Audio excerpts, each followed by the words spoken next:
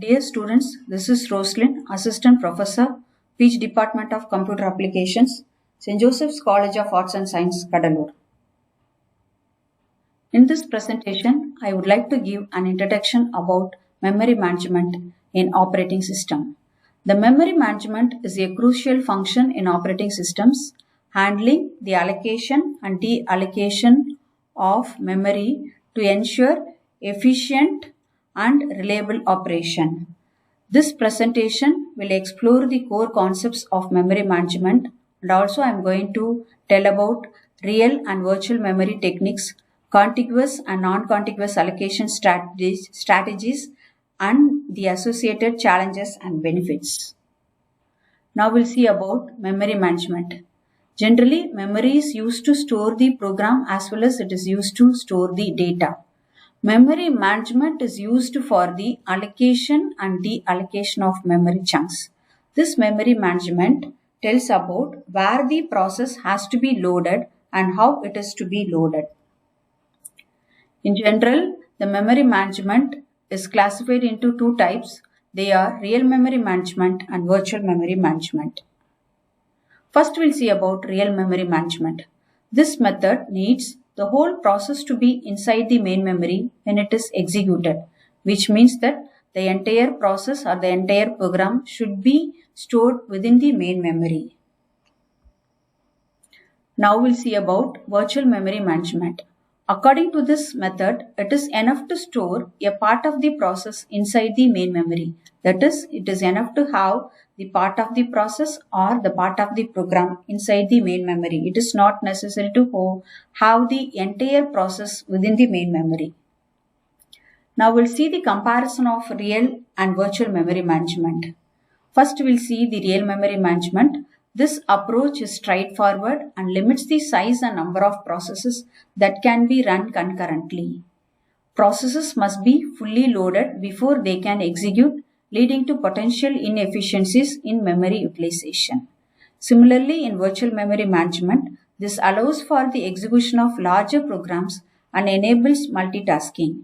The operating system manages which part of the process are actively in memory, swapping them in and out as needed, significantly improving memory efficiency.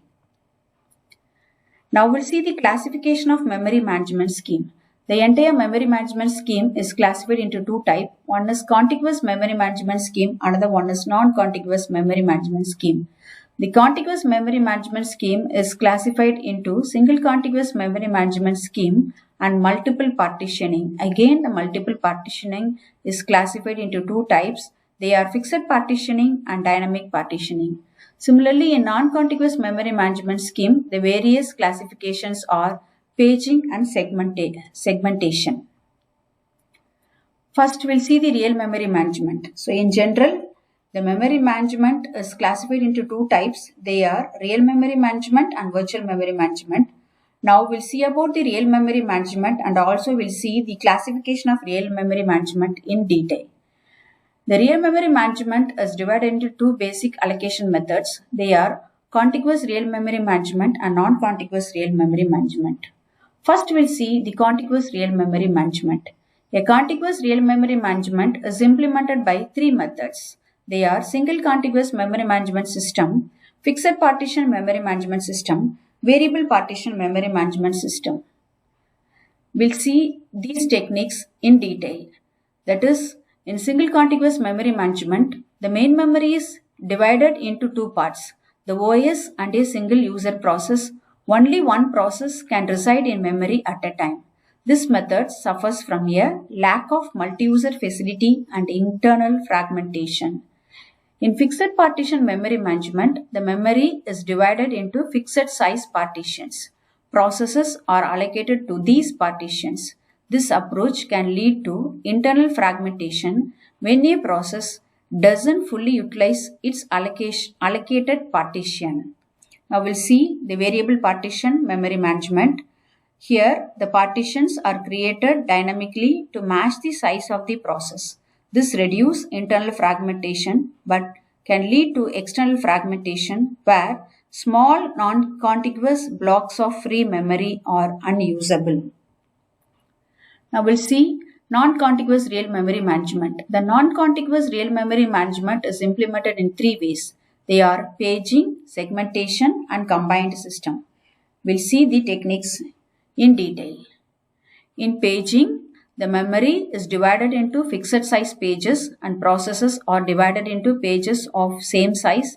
Pages can be stored non-contiguously in memory, hence reducing the external fragmentation. Then in next method, segmentation. In segmentation, memory is divided into logical segments of varying sizes corresponding to program modules. Segments can be stored non-contiguously, but this can still lead to external fragmentation. The last technique is combined system. This is a hybrid approach that combines paging and segmentation. This method leads to the strength of both techniques to minimize fragmentation and provide logical memory organization. In all types of memory management, whether it can be real memory management or virtual memory management, similarly the types can be contiguous or non-contiguous.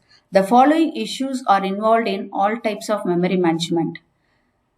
The issues are relocation, address translation, protection and sharing, and evaluation. First, we'll see the relocation address translation. At the time of compilation, the exact physical memory location that a program is going to occupy at runtime is not known. Therefore, the compiler generates the executable machine code assuming that each program is going to be loaded from memory word 0.